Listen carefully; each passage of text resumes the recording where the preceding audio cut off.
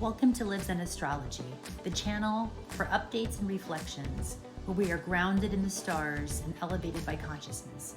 Thank you for tuning in. Hello, everyone.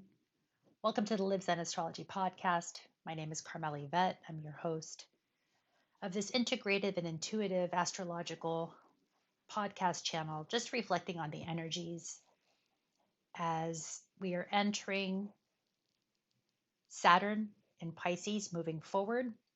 It was in a retrograde period from June 17th until November 4th, 2023.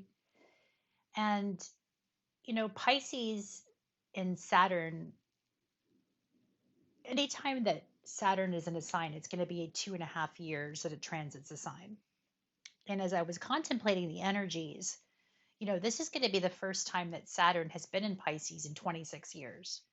So you're going to want to go back to May 1993 to April 1996, because that was the last time that Pisces was in Saturn. So this is a good reflection period to go back in time and space to see where you were at, what dreams were being built upon at that time. And what I find interesting too is, Saturn is our taskmaster planet. It's the planet of karma. It's the planet of mastery. And a lot of people have heard about their Saturn return. So for those who were born with Saturn and Pisces, this is going to be your Saturn return. And again, that cycles every 29 years. So let's just kind of break down the energy of what Saturn is and what Pisces is, and some of the energies, the meditation that I was receiving about perhaps how this configuration may be showing up for you in your own individuated chart. And, when I was sitting in contemplation about Pisces, I imagined the ocean, right? So imagine if you've ever gone out to a beach or been around the ocean, been on a cruise liner, and you've been into the ocean waters. It's vast, it's infinite. There are many sea creatures that are unknown in the ocean, which Pisces can also denote fear, which is another kind of side note about fear of bringing your dreams into physical form, and that's something that we'll touch on later in the conversation. But the image I was receiving was, imagine that you were by the ocean, Pisces, and you decided that you wanted to bring some ocean water with you back to, say, wherever it is you live, right? So you have to grab a container to scoop up some of the ocean water. So Saturn would be the container, would be the physical form of where you're holding Pisces, right? The Pisces nature, the unconscious, dreams, visions, inspiration. Well, how are we going to bring that into form? Saturn. Now with Saturn, Saturn is considered by the ancients a malefic, or sort of a bad boy, if you will, planet. Saturn and Mars, actually. And the reason is because Saturn invokes a sense of discipline.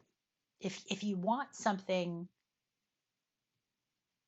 say perfect, for example, which would be Virgo, I'm thinking of the terminology when people say, if you want done something right, you got to do it yourself. Well, that's very Saturnian in its nature, right? So Saturn likes to be the authority. It likes to be the boss. That's why it's the ruler of Capricorn, 10th house. But Saturn also invokes in structure and, again, mastery. And sometimes in order to invoke in that level of mastery or structure, you have to give up something. You have to sacrifice something. So, for example, say that you're building a business, right? But your friends invite you out to that movie that they've all been talking about, but you have to work because you're a self-starter, you have your own business. So you have to set out that, going to the movies and doing things with your friends, or you have to sacrifice time with the other or doing other things because you're building something, Saturn, for the long haul. So it requires a certain level of sacrifice, if you will. So in Pisces rules the 12th house in astrology.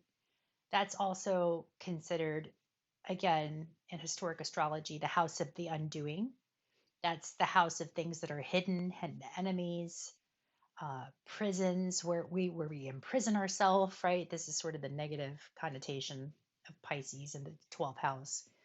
But like every other sign in every house, it has its positive and its negative representations. And again, I don't want to confuse that with positive and negative in terms of, you know, polarity, just in terms of manifestations, distortions of the field, of how they potentially may show up for us depending on how we're vibrating, right? So this is something to consider as you're working with Pisces in Saturn.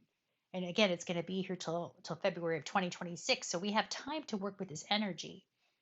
And really, it's about bringing your dreams into form. So how are you going to do that? Well, you're going to do it by working with the energy of Saturn, which is through discipline, structure, self organization. And sometimes that means sacrifice. Sometimes that means, not going to that ball game, or not doing that thing of pleasure because you have to work right towards your dreams. So this is something to consider as you're working with this energy, and you definitely want to check out in your own chart where Pisces is transiting, where this is hitting home for you, because this is the part of your chart where your dreams, your visions, your creations, your artistic forms want structure, want to be brought into this physical plane of reality, which is Saturn, because Saturn also in the physical body rules bones, right? So if you imagine we have flesh surrounding our bones, but if we didn't have the structure of our bones, we'd just be flesh suits, just, basically just piled up on the floor, with no structure. So Saturn definitely has its positive if you know how to work with the energy of Saturn and respect the guidance and the structure and the discipline that Saturn offers, but you have to embody those frequencies, right? So where in your chart are these hopes, dreams, wishes, which is a very 11th house that's also Aquarius. And we've also got Pluto going into Aquarius, which that'll be another conversation, but that's also our point of power, right? So that's how we show up in the world. But with Saturn and Pisces, it wants to bring the highest ideal vision to form.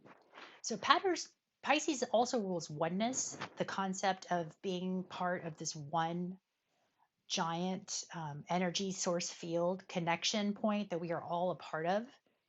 And so, how do you want to show up? How do you want to express this unity consciousness, this highest, most idealistic dream of union, of peace, of um, artistic expression? How do we bring it into form? Well, it is by utilizing the tools of Saturn. And so right now it's at 0 degrees. And I find it interesting as you meditate, even with the numbers and numerology, because Saturn, after the retrograde, and it is still in its shadow until February of 2024, but it just moved direct November 4th, and it's at 0 degrees. So when I contemplate the energy, even the formation of zero, to me it looks like an egg, right? So it's an incubation period. So this is the time now, and we may all be feeling it, right? Where when it was in retrograde, anything to do with retrograde has to be done. It's about restructuring, reorganizing, all the reads, right? Rethinking, reevaluating, reconfiguring. So this was a time where we were, you know, being asked to go inwards to redo our dreams. How do we want to show up in the oneness field? How do we want to share our art?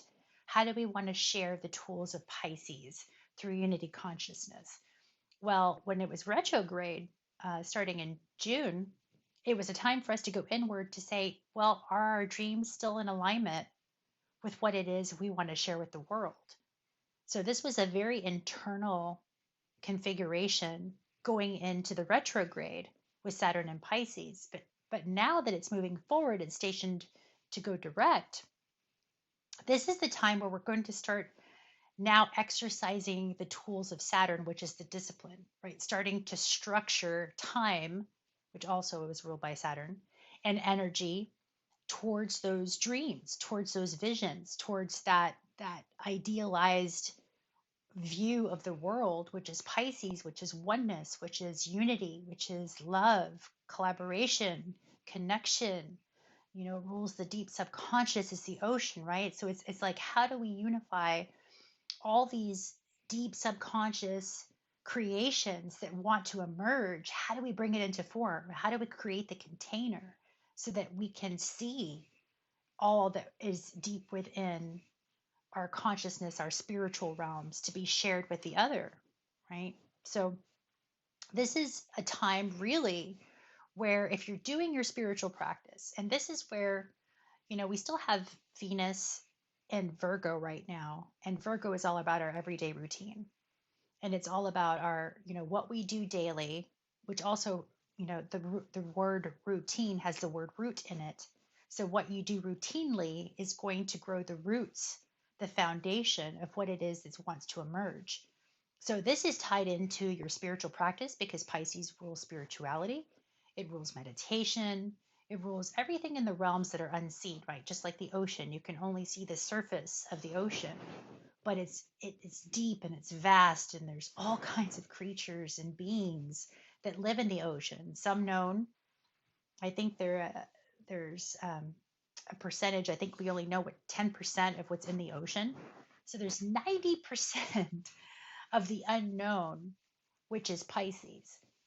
And yet there's something that wants to emerge. And I'm right now seeing, as I'm speaking, a submarine that's emerging from the depths, right? This vessel, this ship, if you will. And the ship is you. You are the vessel. Your creations, your creative life force energy wants to emerge, but it needs form. It needs the structure to hold it, and to share with the world what it is that you're bringing from the depths of creation. So again, this is a time to really start practicing with discipline. Sometimes discipline and structure can be trigger words for some people, especially if you have a lot of Aquarius in your chart, and tend to be the rebel against that. But this is the time to really embody and embrace those frequencies, because again, there's a massive amount of creativity and of spirituality, bringing spiritual into form. Because also what's coming in too is Saturn rules big business, big structure. So this is going to be a time period too where you might be seeing a lot of big business organizations start leaning and start actually inviting in their employees, or people who work for these giant organizations, to start inviting in some sort of spiritual practice, because right now mental health and wellness is going to be on the forefront of a lot of people's consciousness. And that's another thing that we could really be seeing a lot of, because Pisces and Saturn can also be a difficult configuration. There can be, that can denote depression, um, thoughts of suicide, endings, because Saturn, it's a constrictive planet, and it constricts Pisces. Was Pisces just wants to be free, right? It wants to float in the ocean and wants to have no boundaries. But then if you're wanting to bring creativity into form, you need boundaries.